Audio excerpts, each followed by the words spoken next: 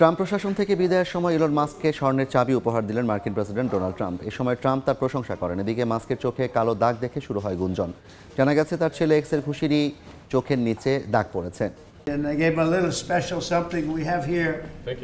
বিদায় মুহূর্তে ট্রাম্পের কাছ থেকে বিশেষ উপহার পেলেন ইলন মাস্ক। ওভাল অফিসে ছোট্ট একটি বক্সে করে স্বর্ণের চাবি তুলে দেন ট্রাম্প। তিনি জানান, এই উপহার সাধারণ মানুষের জন্য নয়, বিশেষ কারো জন্যই। সেই উপহার হাসি মুখে সাদরে গ্রহণ করেন ইলন মাস্ক। ওভাল অফিসে বিদায় অনুষ্ঠানে ইলন মাস্কের প্রশংসা করেন মার্কিন প্রেসিডেন্ট।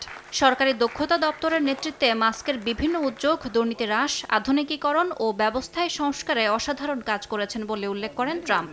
এ সময় ট্রাম্প আরও বলেন, যুক্তরাষ্ট্র সরকারের পক্ষ থেকে মাস্ককে স্বর্ণের চাবি দেওয়া হয়েছে কেননা তিনি এটা পাওয়ার যোগ্য।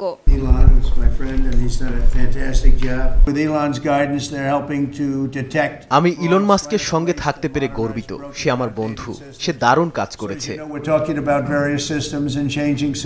কিন্তু চাবি নিয়ে যত না আলোচনা, তার চেয়েও বেশি গুঞ্জন শুরু হয় মাস্কের চোখের নিচের কালশিটে দাগ দেখে। আলোচনার মুখে উপস্থিত সাংবাদিকদের প্রশ্নের জবাবে তিনি জানান, তার ছেলে এক্সের সঙ্গে খেলার ছলে এই দাগের সৃষ্টি। ছেলেকে মজা করে বলেছিলেন ঘুষি মারতে। তবে তার 5 বছরের ছেলের ঘুষি যে দাগ রেখে যাবে সেটি তিনি কল্পনাও করেননি বলে জানান মাস্ক। ইয়াসমিন অনন্যা, সময় সংবাদ।